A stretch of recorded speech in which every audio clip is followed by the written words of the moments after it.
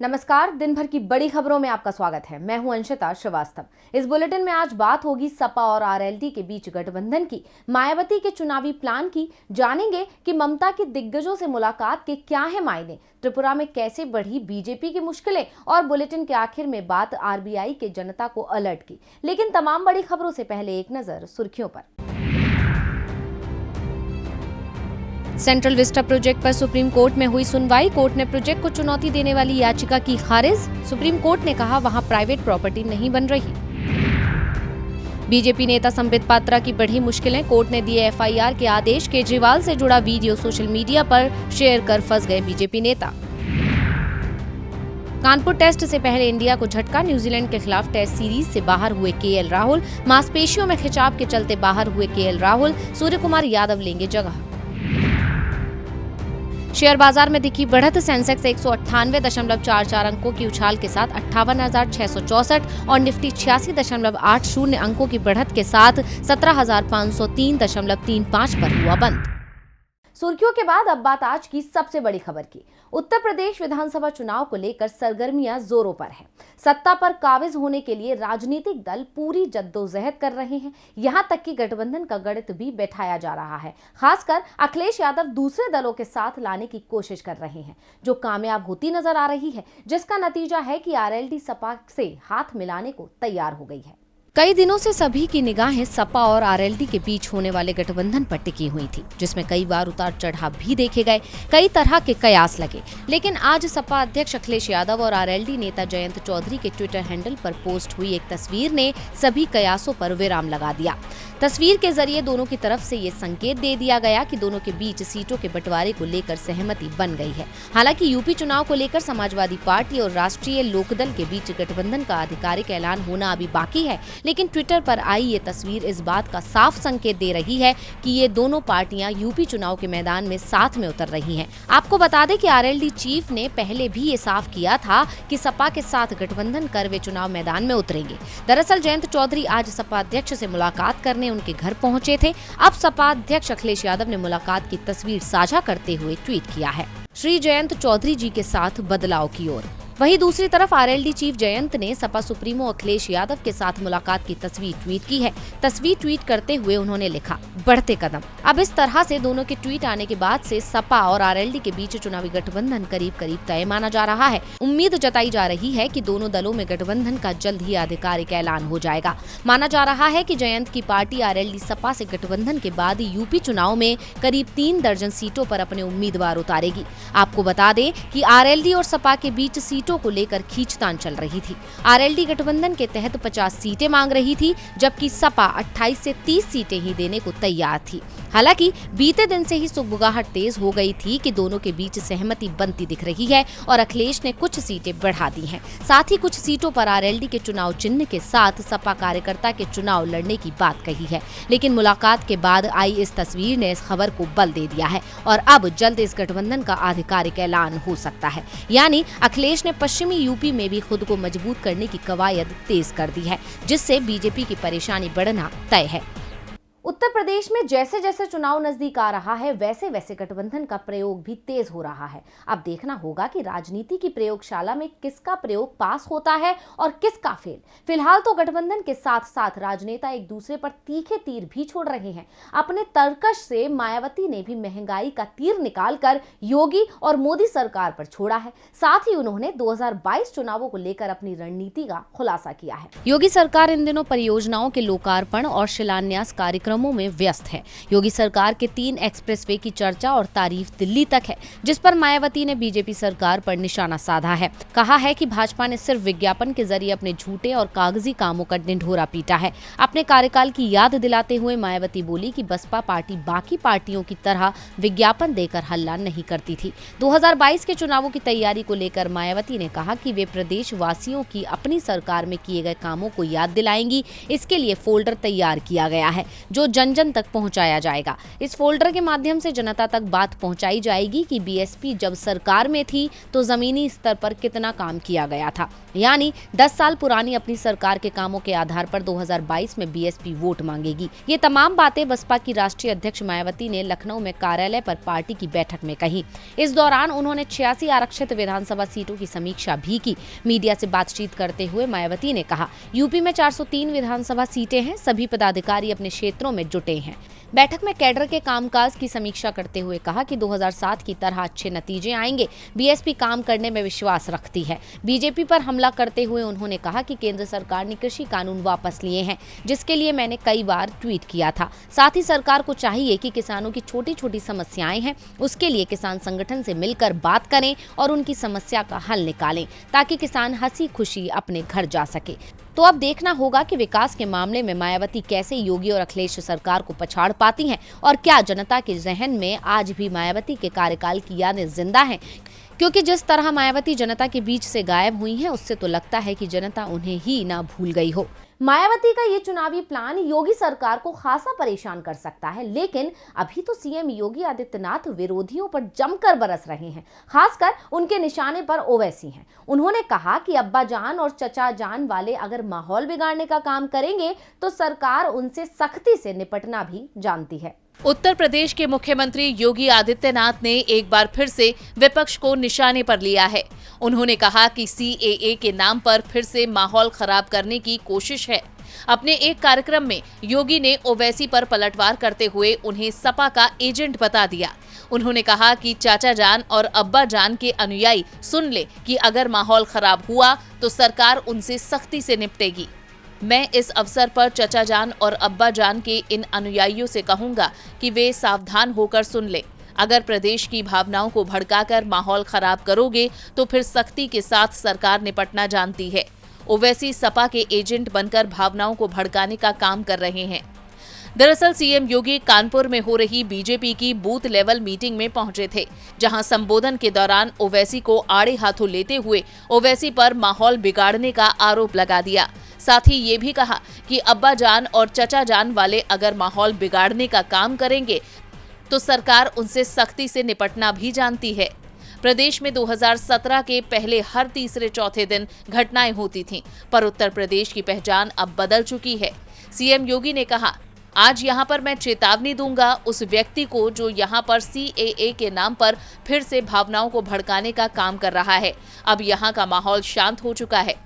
आपको बता दें कि अभी तक दूसरी पार्टियां ओवैसी को बीजेपी की बी टीम कहा करती थीं, लेकिन सीएम योगी आदित्यनाथ ने एआईएमआईएम को समाजवादी पार्टी का एजेंट बताकर दांव चल दिया है और राजनीति को एक अलग ही दिशा में ले जाने की कोशिश की है।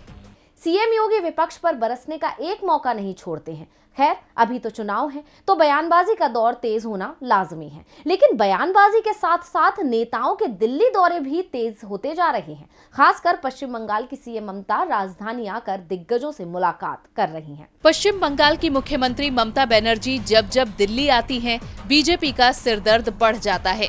वे राज्य की ढेर सारी समस्याओं पर केंद्र के सामने मांगे रखती हैं और फिर बीजेपी के खिलाफ ही सभी पार्टियों को एकजुट होने का आह्वान करती हैं।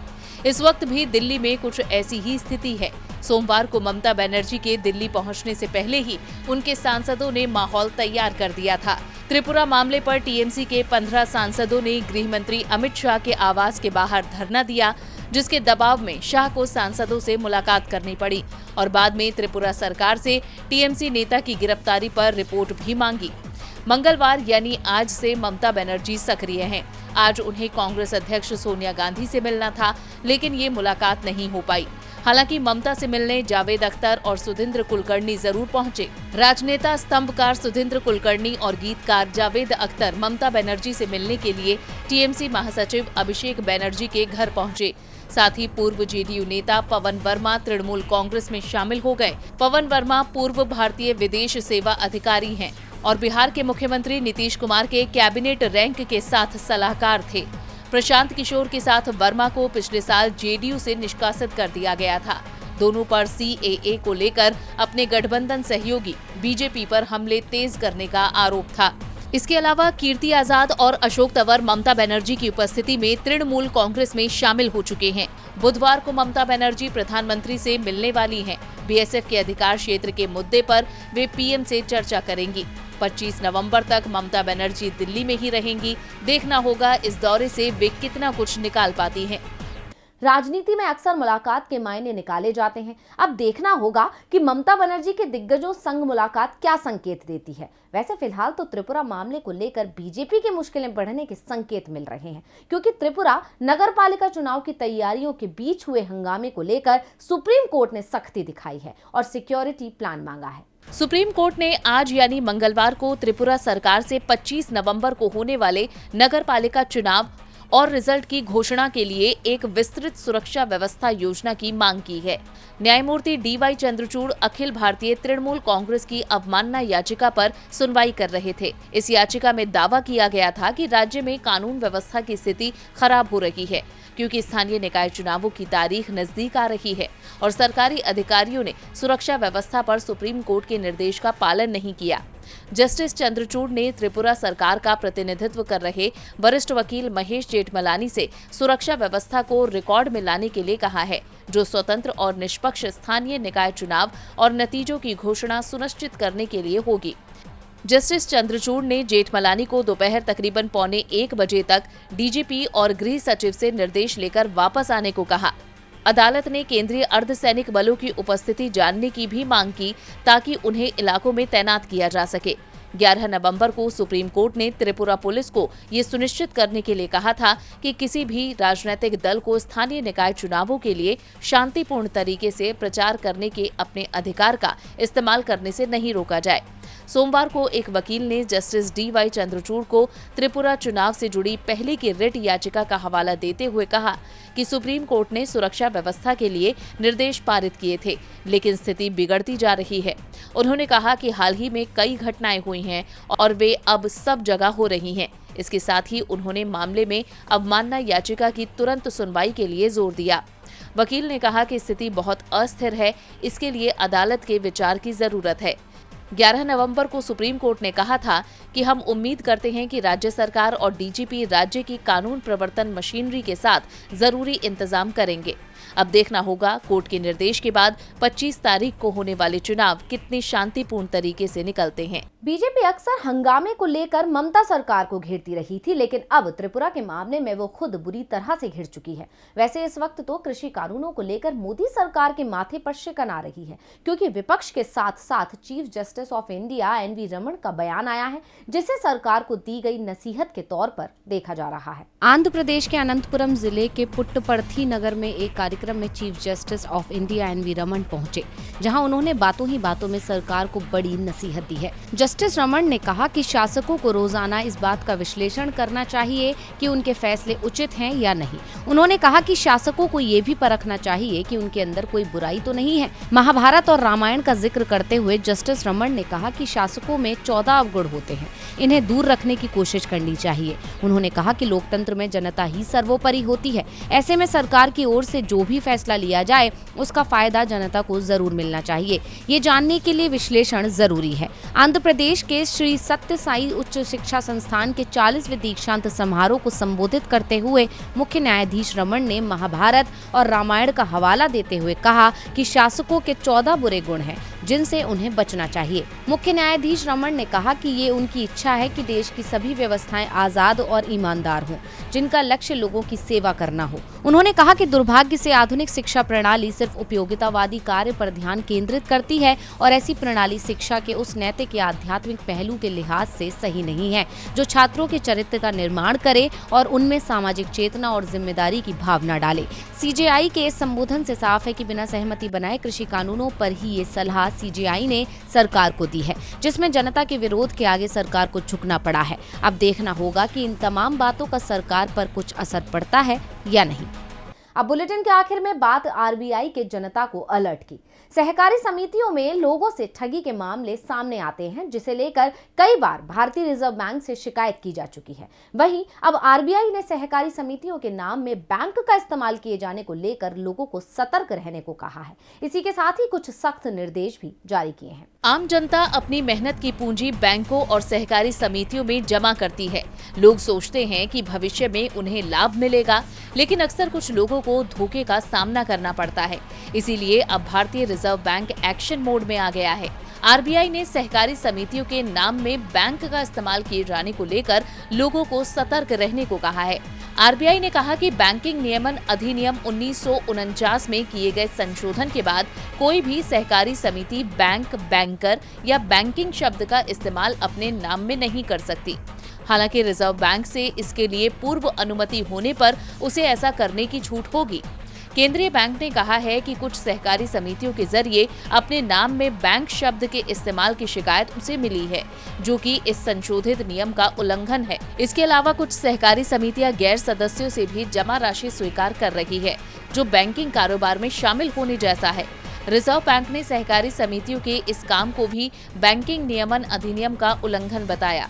रिजर्व बैंक ने कहा है कि ऐसी स्थिति में आम जनता को सूचित किया जाता है कि ऐसी सहकारी समितियों को बैंकिंग अधिनियम 1949 के तहत बैंकिंग के लिए कोई लाइसेंस जारी नहीं किया गया है और न ही उन्हें आरबीआई ने इसके लिए अधिकृत किया। आरबीआई ने कहा कि इस तरह के सहकारी समितियों के पास जमा की गई रकम जमा बीमा एवं ऋण गारंटी निगम के दायरे में नहीं आती। लिहाजा लोगों को ऐसी सहकारी समितियों के पास पैसा जमा करते समय सावधानी बरतनी चाहिए। तो आज इस बुलेटिन में बस इतना ही। देखते रहिए डीवी लाइव। नमस्कार।